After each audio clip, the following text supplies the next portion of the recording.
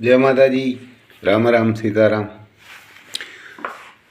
सुबह सुबह देखिए हम क्या खाना खाते हैं। हम क्यों घर पे हमारे चाय नहीं बनती है ना, हमारे घर पे चाय नहीं बनती। ये गोड़ यानी गुड़ और घी है इसमें, गिर गाय का।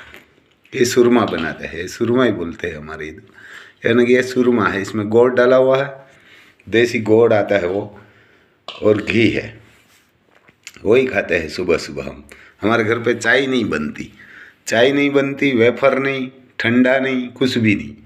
यही सुबह सुबह जो जिसको खाना है ना, यही खाना मिलता है। ये गोर घी का चूरमा और ये गिर गाय का दही है। और ये शाम को थेपला बनाया था। ये बेसन भी इसमें आता है, चने का और गेहूं का, यानी गेहूं का भी आटा आता है। और इसमें देखो ये रोटी गेहूं की है, सुबह सुबह बाजरे की रोटी है, ये शाम की पड़ी हुई है।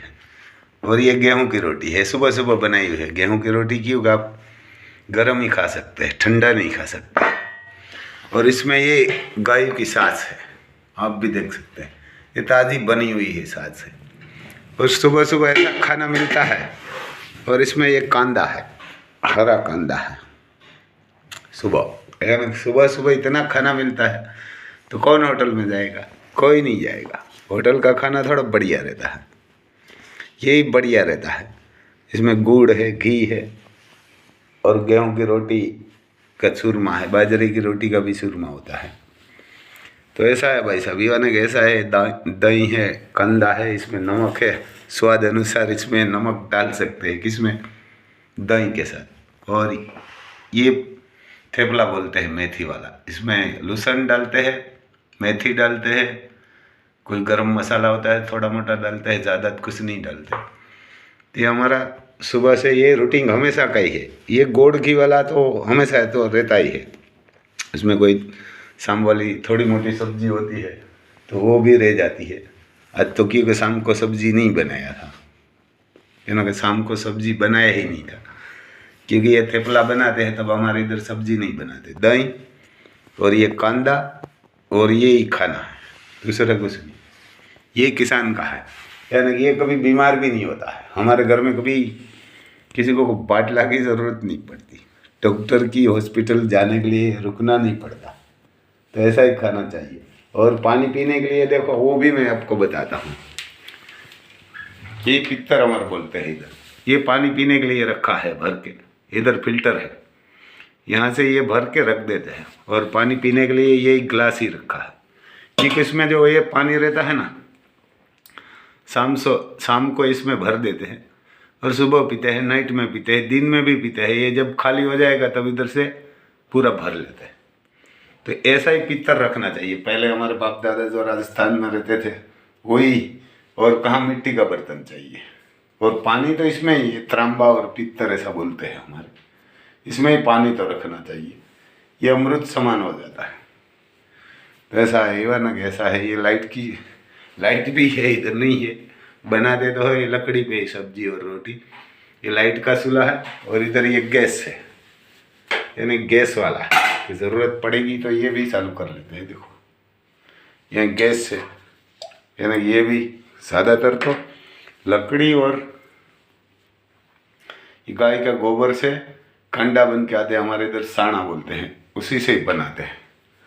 तो चलो, इसमें थोड़ा घी है तो ये डाल लेते हैं, थोड़ा ज़्यादा मेरे को चाहिए।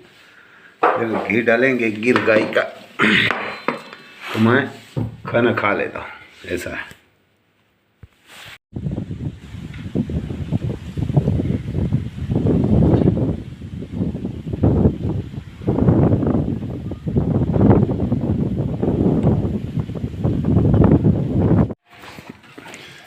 देखो ये सबको दूध मिलता है सुबह सुबह काकरेज का। और अर्जुन इसको ज़्यादा नहीं मिलता, 2-3 लीटर मिलता है, लेकिन काकरेज का। और ये तूफान को मिलता है, अभी हम बताते हैं। देखो ये तूफान हमारा घूम रहा है, ये 10 लीटर की डोल है, इसमें से ये तूफान को 60 लीटर के आसपास मिलता है। यानी कि ये दूध मिलता है काकरेज का, यानी काकरेज का मिलता है। देखो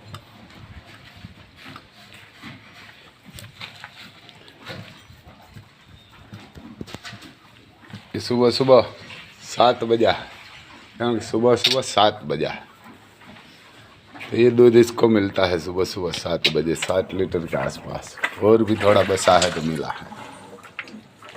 अभी तक इसको कुछ खाना नहीं मिला है, यानी इसको कुछ हमारे कुंडे को खाना नहीं मिला है। सुबह 7 बजा है ना तो भी नहीं मिला है, क्योंकि दूध पिलाने के बाद ही उसको खाना मिलता है।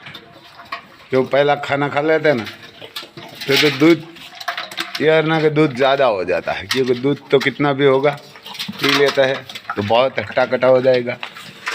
देखो ये बालू कोई सुबह 6 बजे से उठ के रहते हैं ना, ये रूम को कैसा बना देते हैं हाल। देखो इतना इतना खड्डा बना देते, ये रूम कंप्लीट करना पड़ता है बालू को। 1-1 फीट का खड्डा इसने गड़ा है इसमें। देखो ये हमारा हट्टा कटा है। यही तकलीफ है अपने देश में, क्योंकि ये सोना जैसा दूध पिलाता है किसान। यानी कि जो सरकार है ना वो देखती नहीं किसान को। लेकिन अगर ये देखो ये 1 लीटर का रेट इसका 100 रुपया है। विदेश में 200-300 रुपया है। जो इजराइल में सब जाते हैं ना वहाँ 1 लीटर का 240 है। उनके हिसाब से तो हिसाब करो ना, तो ये 60 लीटर का कितना होता है? एक टाइम का 2000 से ज़्यादा होता है। यह ना एक टाइम का, वहाँ 240 से 1 लीटर का इजराइल में दूध का रेट। यानी कि इजराइल में 240 का रेट है दूध का, यानी कि 240। इधर तो किसान को 100 भी नहीं मिलता, यानी कि 100 भी नहीं मिलता। जो ये हमारे प्राइम मिनिस्टर है ना, वो दूसरे देश में पैसा मांगने के लिए जाता है ना, कर्ज लेने के लिए, भीख मांगने के लिए। वो भीख मांगनी नहीं पड़ेगी। जो एक बार किसान का हाल सुधर जाएगा ना अपना देश में, तो ये हमारे प्राइम मिनिस्टर को भीख मांगना नहीं पड़ेगी, या ना उसको भी भीख मांगना नहीं पड़ेगी कभी। क्यों गया ये किसान? देखो अभी ये हमारे डूंगरी बोलते हैं, प्याज का रेट 700 रुपया होता, 20 केजी का। कितना? 20 केजी का 700 रुपया होता। तो निकास चल रहा था तो बंद कर दिया। यही हमारा देश की पूरी कमज़ोरी। ये ना वही हमारा देश का सत्यानाश करेगा। अगर दर दर घर भटक के हमारे प्राइम मिनिस्टर को भीख नहीं मांगनी पड़ती, जो किसान का जो कांदा है उसको जाने दिया ना, तो ये अरब कंट्री सब जहाँ मुसलमान के देश से अरब कंट्री है वहाँ कांदा नहीं होता, सब्जी नहीं होती, गेहूँ नहीं होता, बाजरी नहीं होती। तो वहाँ खनिज एक ही निकलता है, दूसरा कुछ नहीं होता। वो कुछ नहीं कर सकते। ये सोना की सीढ़ियाँ थी पहले हमारे जब जो था तब ये मरी मसाला का देश बोलते थे, यानी मरी मसाला का देश बोलते थे। ये दर दर भटक के प्राइम मिनिस्टर को भीख मांगने की दूसरे देश से, अमेरिका, लंदन से नहीं मांगने पड़ती। जो एक बार किसान की दशा सुधार देगी ना, तो देश की भी दशा सुधर जाएगी, देश की भी दशा सुधर जाएगी। क्योंकि जब किसान फसल आती है ना, तो उसको तो बीज वाला को पैसा देना होता है, खाद वाला को देना होता है, ट्रैक्टर का डीजल देना पड़ता है, ट्रैक्टर का खर्चा, लेबर का खर्चा, और लाइट, बिजली का बिल आ जाता है। हमारे लाइट बोलते हैं, बिजली का बिल आ जाता है। वो नहीं देखते। बड़े बड़े लोग का करोड़ों अरबों रुपया माफ़ कर देते हैं सरकार, लेकिन किसान का कर्जा माफ़ नहीं करते। और किसान को फसल का जब रेट ज़्यादा बढ़ जाता है तो इसका निकास बंद कर देते हैं, बैंड कर देते हैं। वही अपने देश की कमज़ोरी है, और इसीलिए अपने देश को दर दर भीख मांगने पड़ता है, दूसरे देश में जाना पड़ता है। अगर मालदीव जैसे एक कंगाल देश अपने देश को क्या बोल सकते हैं? कुछ नहीं बोल सकते, यानी कुछ नहीं कर सकते। लेकिन ये जब किसान की दिशा सुधरेगी ना, तब देश की शक्ल बदल जाएगी, यानी देश की शक्ल बदल जाएगी। ये जब कांदा है, टमाटर है, प्याज है, गेहूँ है, बाजरी है, कोई भी किसान की फसल होती है, उसका रेट बढ़ता है ना, तब साले ये सिटी में रहते हैं ना, वो खड़े हो जाते हैं सामने कि हमारा बजट खराब हो गया है, हमारी इधर ज़िंदगी खराब हो रही है। वहाँ बहुत लड़की भी आती है, लेडीज़ भी चश्मा बसमा करके, मेकअप करके, कपड़ा सही करके खड़ी हो जाती है कि हमारा बजट खराब हो गया। आपने देखा है कभी खेत में गई, सुना है, देखा है? आपका बजट खराब हो जाता है। हमारे तो इधर ज़िंदगी खराब हो जाती है किसान की, उसकी बीवी, बच्चे, माँ बाप सब।